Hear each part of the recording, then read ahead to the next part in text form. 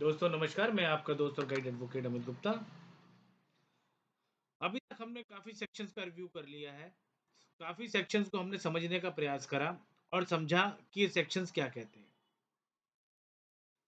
आज हम सेक्शन पढ़ेंगे 138 जो कहता है compounding of offences.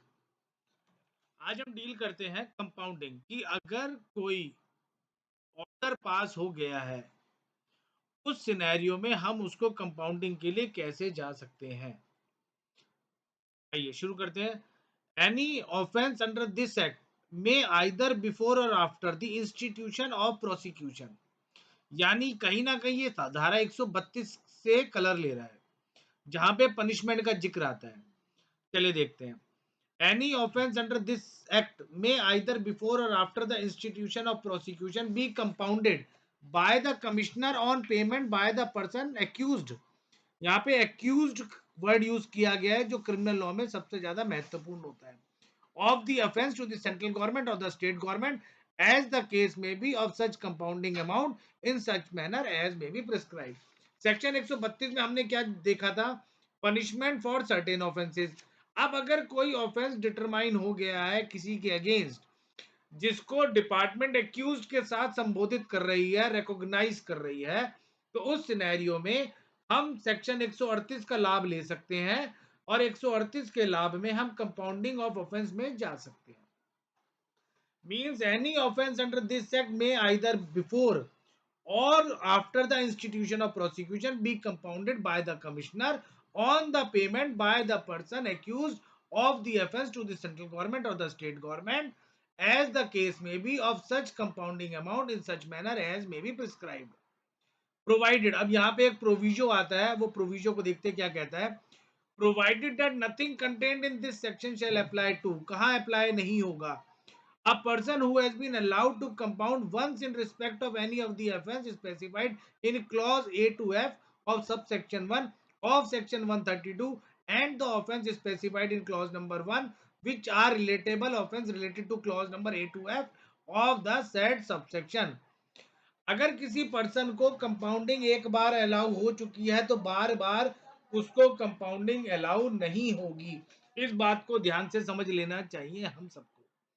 A person who has been allowed to compound once in respect of any of the offence other than those in clause A under this act or under the provision of any state goods and service tax act or the union territory goods and service tax act or the integrated goods and service tax act in respect of supplies of value exceeding 1 crore rupees। यानी अगर आपने एक बार कोई benefit और लाभ ले लिया तो बार बार आपको उसका लाभ नहीं मिलेगा।